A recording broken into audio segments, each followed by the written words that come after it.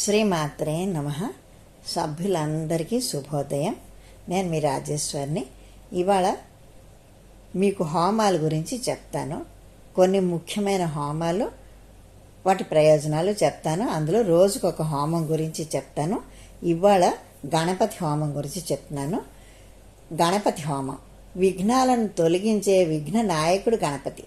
మానవులు ప్రారంభించే ప్రతి కార్యాల్లోనూ మొదటగా గణపతిని పూజించడం జరుగుతుంది.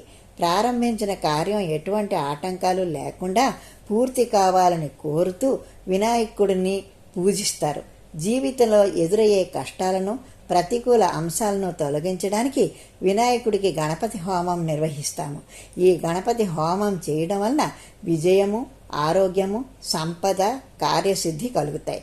హిందూ ధర్మం ప్రకారం ఏ శుభకార్యం చేయాలన్నా మొదటగా గణపతి హోమంతోనే ప్రారంభించడం జరుగుతుంది. గణపతి హోమానికి అష్ట ద్రవ్యాలు, 8 రకాలు దర్భలు మొదలగునవి ఉపయోగించడం జరుగుతుంది.